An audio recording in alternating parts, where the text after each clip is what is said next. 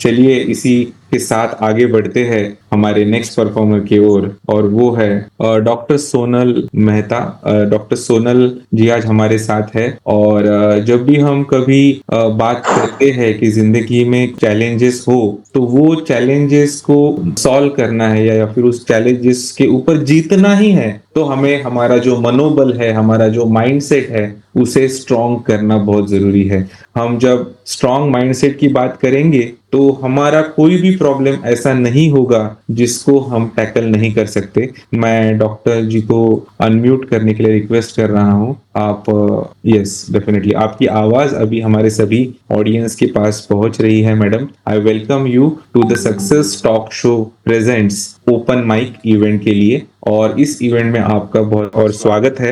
Madam Bhopal से है, right? Yes sir. Yes yes, तो भोपाल से आप पूरे इंडिया में से ऑडियंस और पूरे इंडिया में से सभी परफॉर्मर्स आज इस मंच पे जुड़े हुए हैं। तो मैं फिर से एक बार ऑडियंस को गुजारिश करता हूं कि अगर आपके कोई दोस्त, आपके कोई रिश्तेदार अभी तक इस इवेंट में ज्वाइन नहीं हुए हैं, तो आप इनको चैट बॉक्स में दी गई लिंक जो है वो फॉरवर्ड करके उनको ये जो इवेंट है, ओपन माइक का इवेंट, उसे देखने के लिए, उसे महसूस करने के लिए बुला सकते हो। अभी भी वक्त पूरा खत्म नहीं हुआ है। तो चलिए डॉक्टर सोनल जी का स्वागत करते हैं और उनके ही जरिए सुनते हैं उनकी स्टोरी, और उन्होंने लिखी 2 पोएम, बराबर मैडम? Yes sir. तो हमारे दर्शकों के लिए ये आज का ओपन माइक का जो अवसर है वो काफी इंटरेस्टिंग और काफी इंस्पायरिंग हो रहा है। तो चलिए शुरू करते हैं डॉक्टर सोनल जी की स्टोरी के साथ। Ma'am please go ahead. या नमस्कार everybody, my self doctor Sonal Mehta. मैं मध्य प्रदेश भोपाल से हूँ। मेरे जीवन में कई पड़ाव आए, सबके जीवन में आते हैं,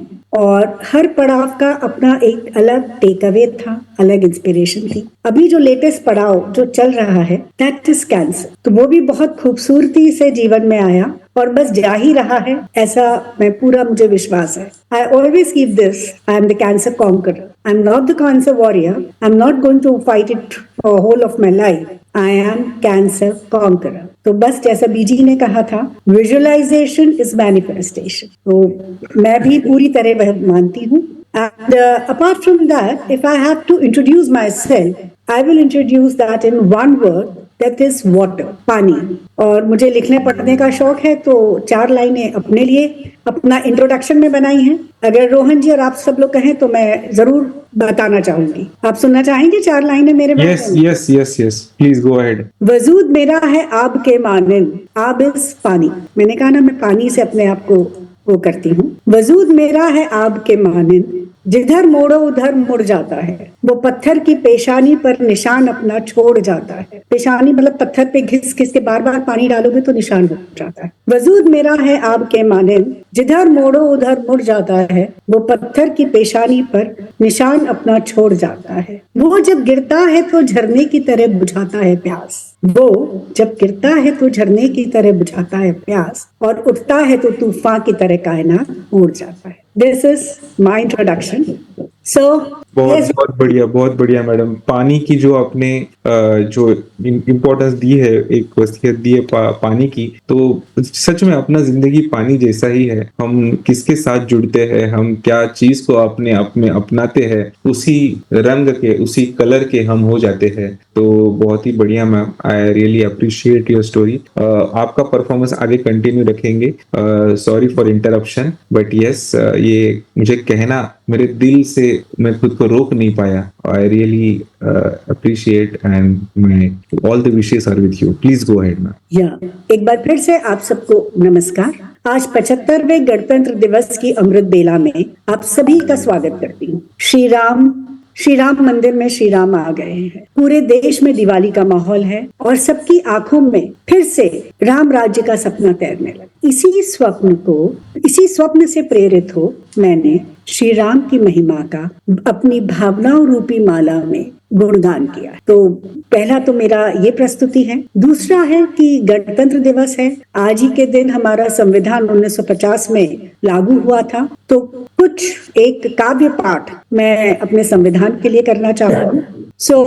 सबसे पहले सबसे पूज्य श्री राम पर राम कृपा से कुछ अक्षर जो कभी क्षय नहीं होंगे वो कहना चाहती हूँ। एक नाम राम है जिसमें है सारे धाम। राम आराम है। राम अयोध्या और सरयू के हैं। राम अनुगामी अगस्त भारद्वाज विश्वामित्र और वशिष्ठ के हैं। राम आत्मज कौशल्या के, अभिलाषा कैकेयी की और आदेश दशरथ का है। राम आर्यपुत्र सीता के, अग्रज भरत लक्ष्मण शत्रुघ्न के। राम अधिपति हनुमान के, तो अधिनायक सुग्रीव विभीषण और बाली के हैं। राम अनुसुईया की तपस्या, अपनापन केवट का और आशीर्वाद शबरी का है। राम अमित्र हैं रावण के। राम अद्भुत कथा है, अमर अवतार है, आध्यात्मिक पथ है।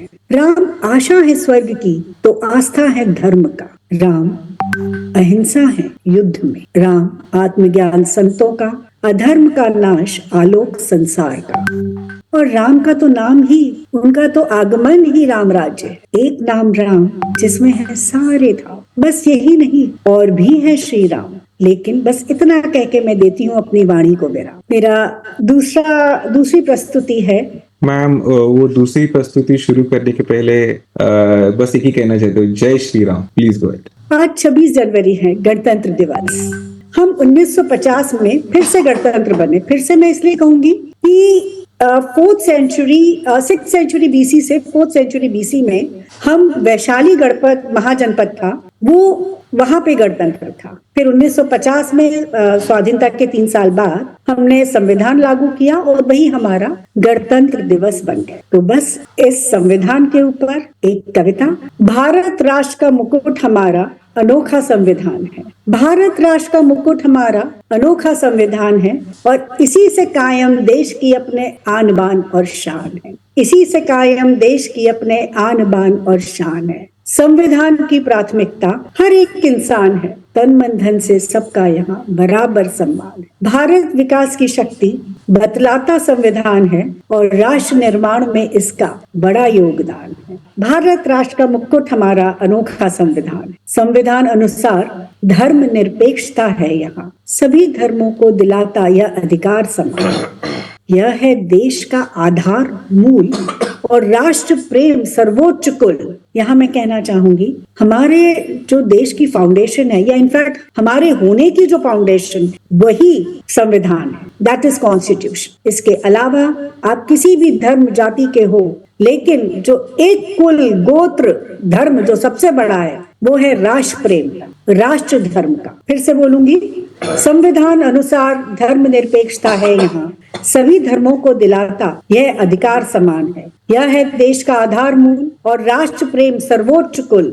धर्म निरपेक्षता है राजधर्म जो बनाता इसे महान, और इसी से कायम देश की अपने आन बान और शान। संविधान में हर नागरिक को कर्तव्य अधिकार समान है। सहिष्णुता संवेदना सहभाग से उतारना इसका एहसान है। जीवन भर हमने लिया ही लिया है, अब हमें देना है। हम क्या दे सकते हैं देश को?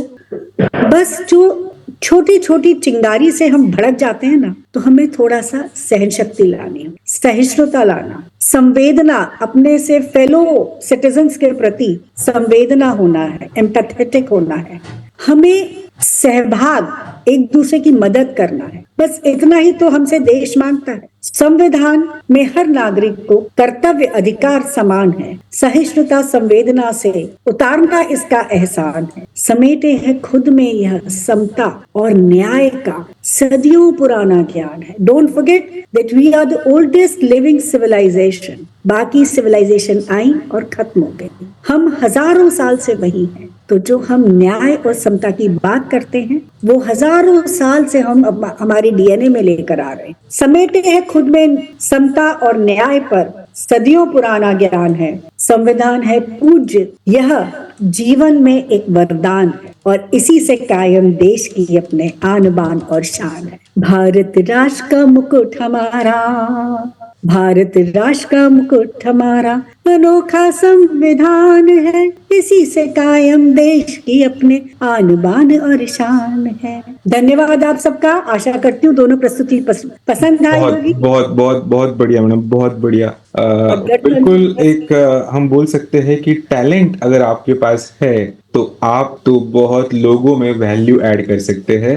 आपके ऊपर कितने भी चैलेंजेस आएँगे, लोगों की दुआ, लोगों का प्यार आपके साथ बरकरार रहेगा। और मैं यही चैट बॉक्स में भी देख पा रहा हूँ मैम, आपको जो मैसेजेस यहाँ पे मिल रहे हैं, वो बहुत ही बढ़िया है और आपकी जो बातें हैं, आपकी जो कलम से निकली हुई ये जो लफ्ज़ों की पूरी एक फ़ौज है, जो हमारे मन को एक बार वापस शांत करके सोचने पे मजबूर कर रही है कि ऐसे दुनिया में इतने सारे देश है, दुनिया में इतनी सारी ऐसी जगह है, जहाँ पे मानव अधिकारों का इतना अच्छे से ख़्याल नहीं रखा जाता, उतना हमारे इंडिया में रखा जाता है, उतना हम यहाँ पे सेफ महसूस कर सकते हैं। डेफ़िनेटली हर कोई परफेक्ट नहीं होता, तो इसी की वजह से, परफेक्ट ना होने की वजह से उन्हें मिलता है और वो मिलता है एक मौका कि हमें परफेक्ट बनाने का, हमें अगले लेवल पे लेके जाने का। और आपकी कविता इसमें बहुत सारा इंस्पिरेशन और मोटिवेशन ऐड करेगी। Thank you for being a part of the success talk show presents आज का ओपन माइक का इवेंट। 26 जनवरी की आज की इस संध्या के अवसर पर उन्हें ये मौका मिलना बहुत ज़रूरी है। तो अगर आपके दोस्त, आपके रिश्तेदार अभी तक जॉइन नहीं हुए हैं, तो आप उनको ये लिंक भेजिए, रिमाइंडर दीजिए और हम बढ़ते हैं आगे परफॉर्मर